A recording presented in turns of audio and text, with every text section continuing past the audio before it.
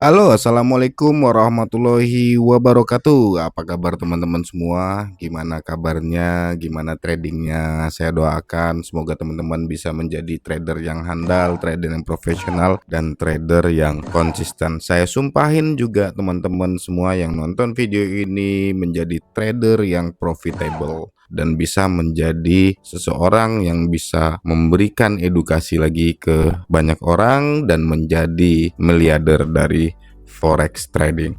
Oke, itu sumpah saya, sumpahin juga kita dong.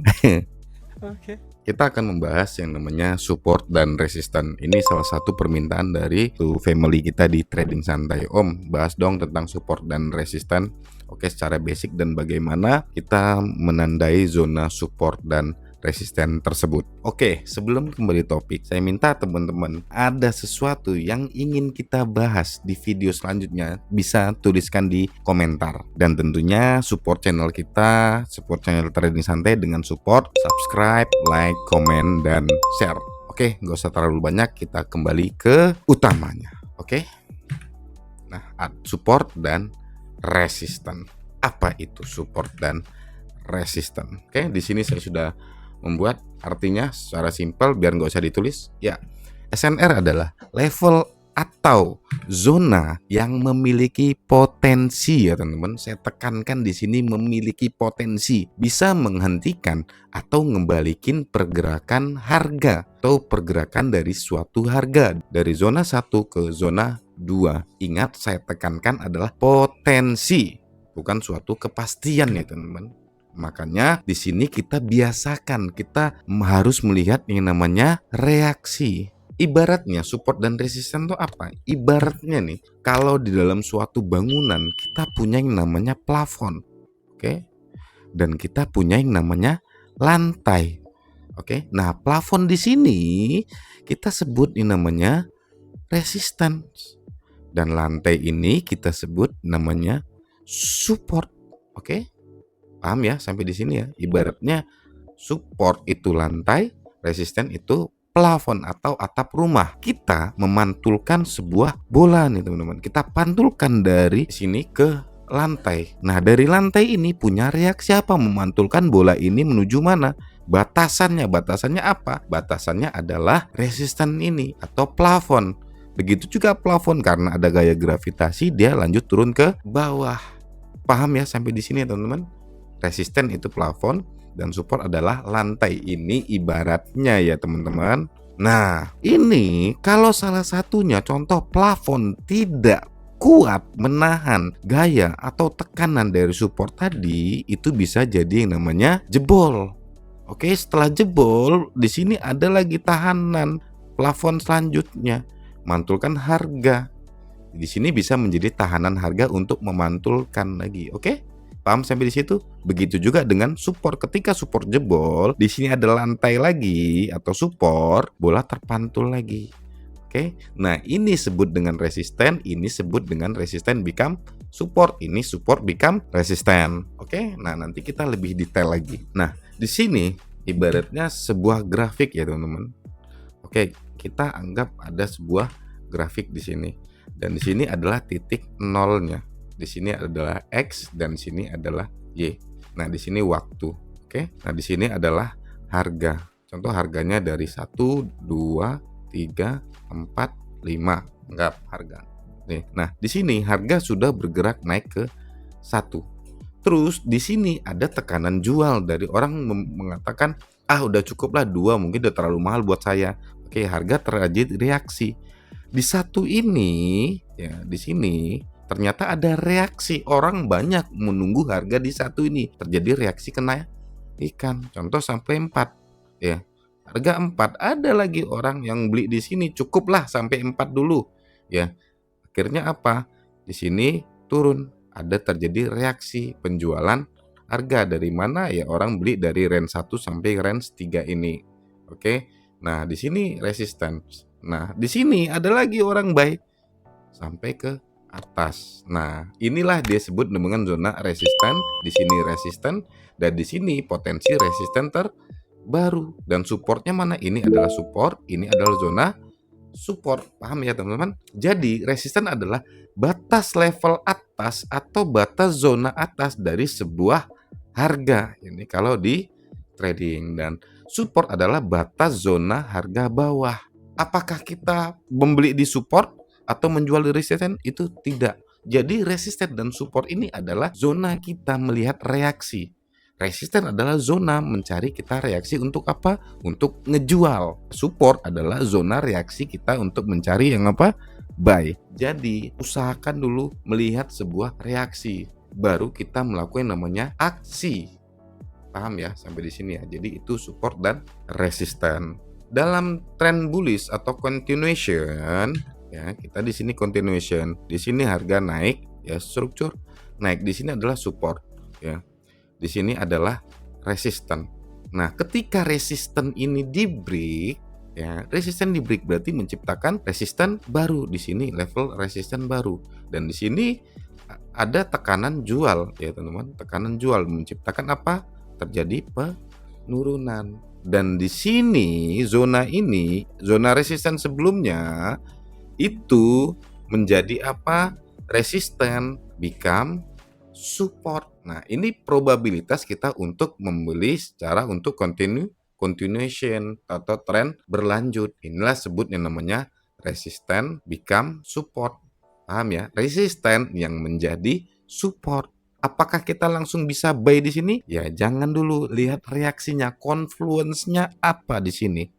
Paham ya? Ngelihat confluence-nya. Di sini biasanya ada yang namanya order block, yang di break itu menjadi breaker block. Contoh di sini adalah 1 jam structure. Kita bisa ngelihat konfirmasinya nanti di M5 atau gabungan dari M1 plus M5.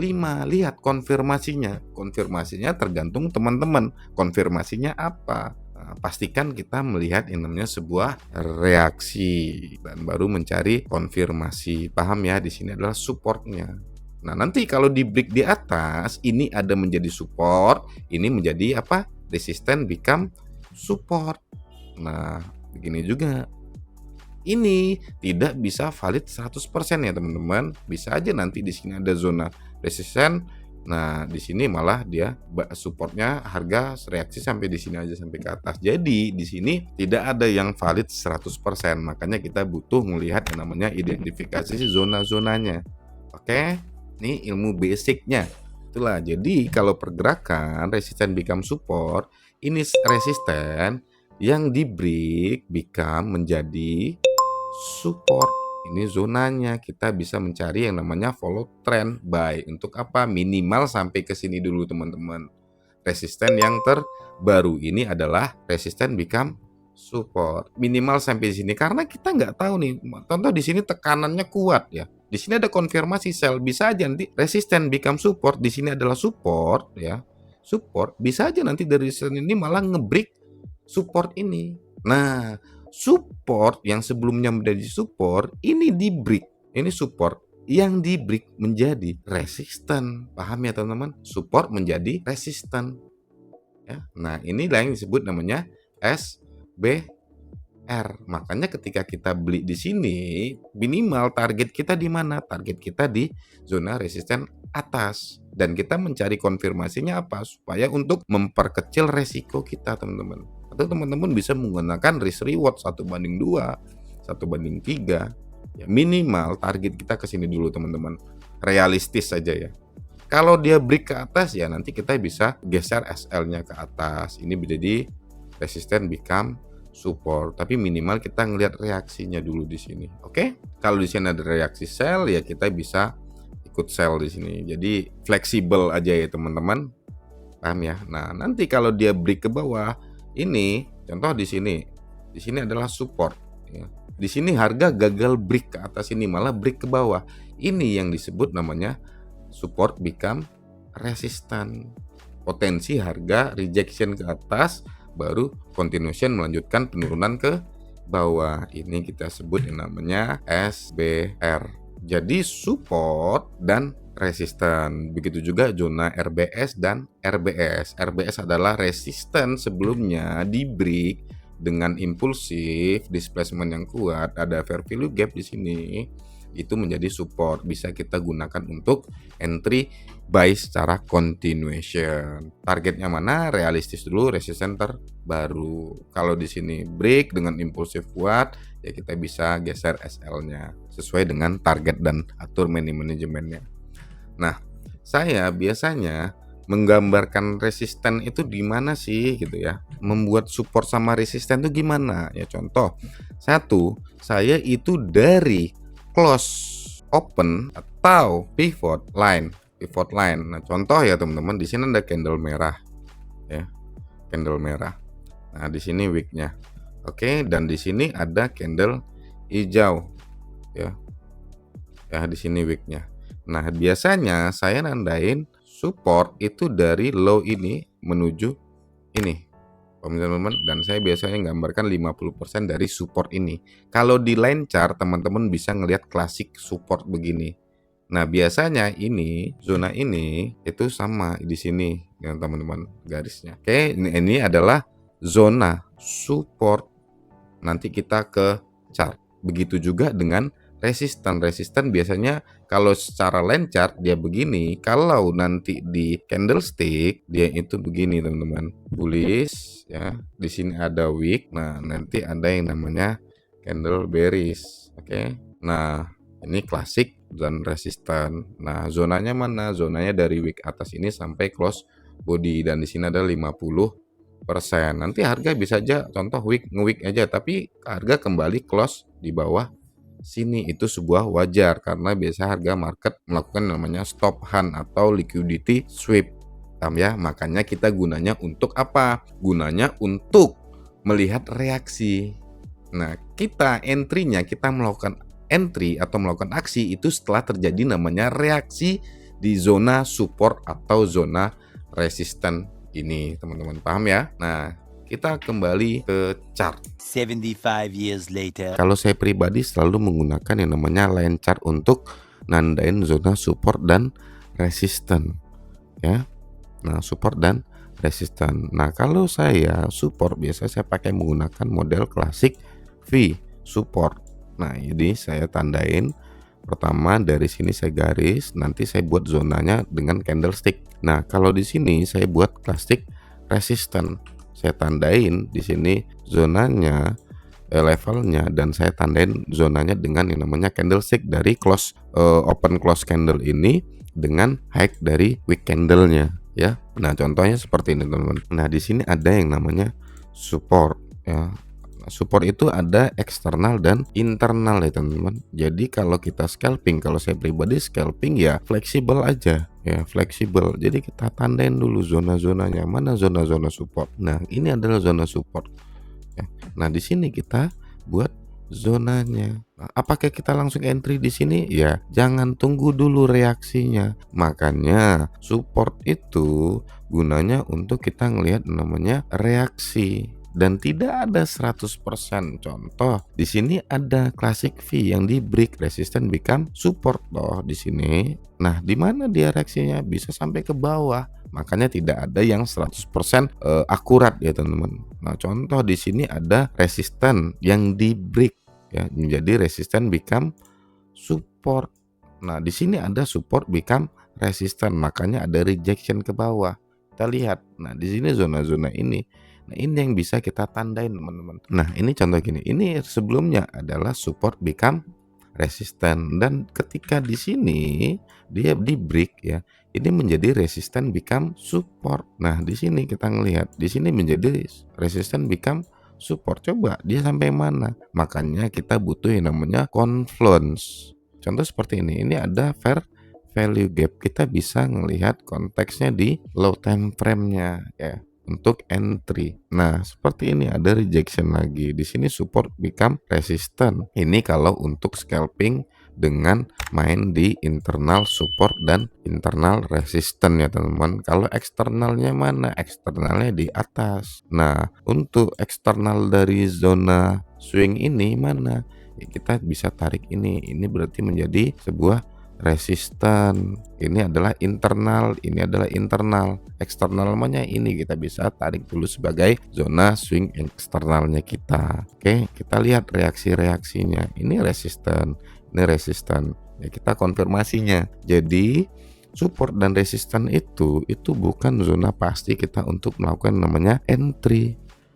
Zona support dan resistance, resistant become support, support become resistant, itu adalah zona bagaimana kita melihat reaksi harga di sana. Ketika sudah ada reaksi rejection atau penolakan di zona resistant, ya penolakan di zona support, baru kita melihat konfirmasinya, confluence-nya apa aja. Ya, ada yang menggunakan konfirmasi M1 dan M5 di HTF H1, ada yang menggunakan inversion fair value gap, order block, ada, yaitu tergantung teman-teman sendiri. Contoh di sini ada resisten yang di break, ya di sini adalah resisten yang di break, berarti resisten become support.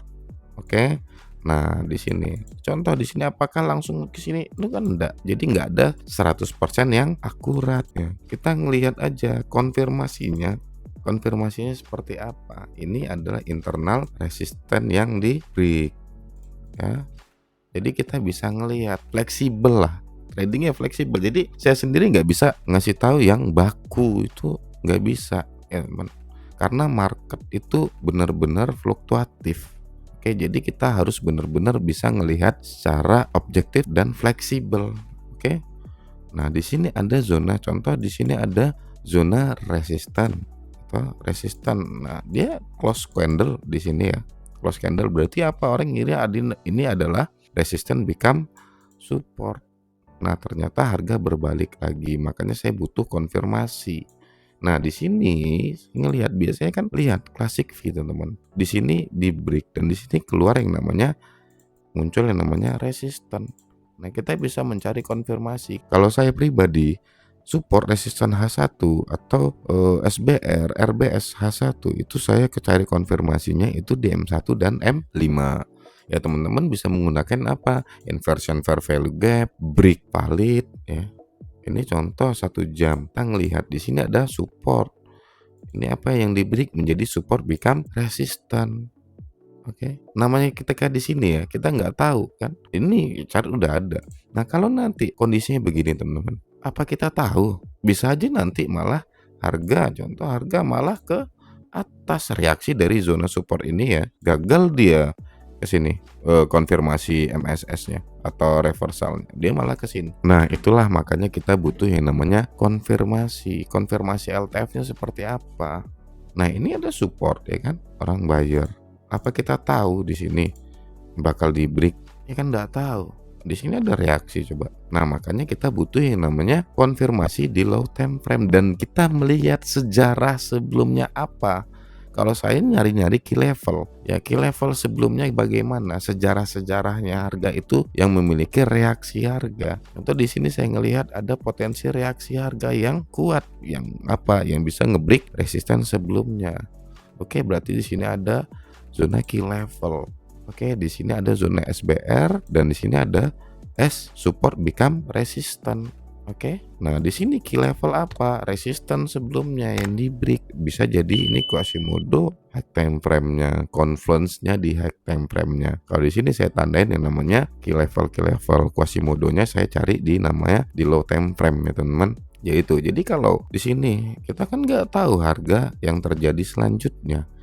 Makanya kita butuh yang namanya konfirmasi. Support dan resisten itu bukan zona kita pasti entry ya. Support kita pasti entry buy. Iya, kita bakal buy, cuman tunggu reaksinya seperti apa. Nah, itu teman-teman. Jadi SBR. Nah, kita bisa tandain di sini key level ini atau key level dari sini menuju ke sini. Nah, ketika harga berat ke atas zona-zona ini, minimal kita sampai sini nih, teman-teman. Kalau saya pribadi ya, ini zona-zona reaksi ini nih yang bisa saya jadikan mencari zona konfirmasi untuk entry, karena kita nggak ada yang tahu gitu, bisa aja nanti bablas ke atas malah. Nah di sini support, emang kita tahu di sini konfirmasi sudah jelas, ini break valid ya.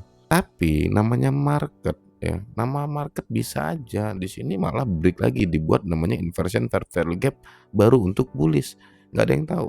Makanya kita butuh yang namanya di low time frame ya teman-teman, bisa gabungan M1 plus M5 atau M5 plus M10, itu tergantung dari teman-teman sendiri. Ini support become resistant, support become resistant, ini support become resistant. Ini support become resistant. Kalau saya pakai yang namanya classic V ini. Quasimodo-nya mana? Level-level Quasimodo itu bisa di sini. QM levelnya di sini adalah key level. Oke. Nah, inilah key level sebelumnya resistan ya. Yang di break itu menjadi key level, dan di sini potensinya apa? Di sini support become resistant, di sini sebelumnya resistan become support yang di break. Nah, ini kita bisa tandain teman-teman. Kalau saya pribadi, saya membuat ini menjadi zona supply atau saya sebutnya juntur. Junam turun, potensi juntur nih teman-teman.